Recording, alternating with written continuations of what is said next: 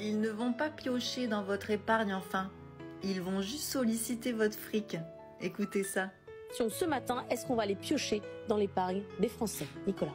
On va solliciter leur épargne. En fait, je dis ça parce que ce que j'entends depuis des jours, c'est on va me piquer mon pognon. Hein. Clairement, tout le monde se me dit « Mais tu crois qu'on peut me prendre mon argent ? Et sur mon compte courant, est-ce qu'on pourrait aller me prendre mon argent ?» Alors à ce stade, il n'est pas question d'aller prendre... Oui, c'est possible. Mais à ce moment-là, c'est pas piqué. C'est l'impôt.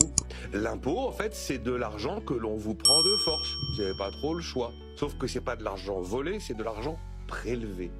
Voté démocratiquement.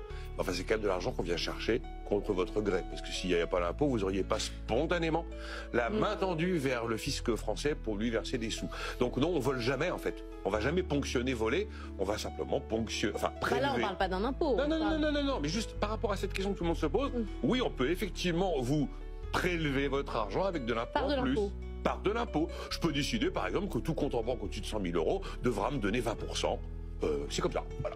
Et je fais voter ça démocratiquement par le Parlement. Et donc il n'y a pas de vol. Maintenant, oui, piocher, piocher, en tout cas solliciter. Donc là, vous l'avez expliqué, on se dit qu'il faut que ça aille vite, que ça marche bien.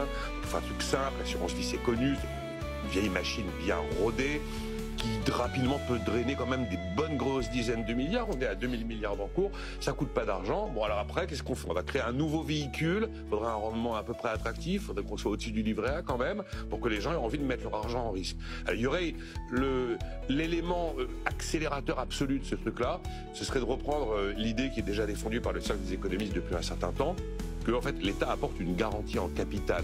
Une garantie sur le capital placé, pas sur les rendements, mais sur le capital placé. Ce serait l'effet waouh, l'effet en plus pour avoir un vrai phénomène d'aspiration d'épargne important.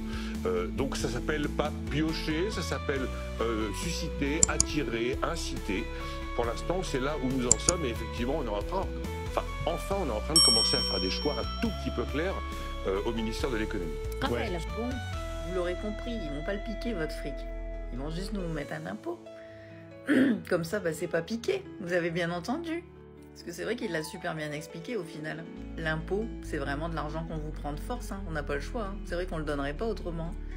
C'est quand même fou quand on y pense. C'est vrai que quand on voit tous les impôts qu'on donne, vraiment, c'est un crève-cœur. Et là, on va encore nous en rajouter. Donc comment on sait pas comment on va se faire enfiler encore. Hein. Je pense que ça va encore faire du bien. Désolée, hein, mais franchement, je trouve ça tellement aberrant que je préfère le prendre un peu à la rigolade. Je sais que ça vous plaît pas quand je suis comme ça, mais ça me gave tellement. Dites-moi en commentaire ce que vous en pensez, cette petite vidéo.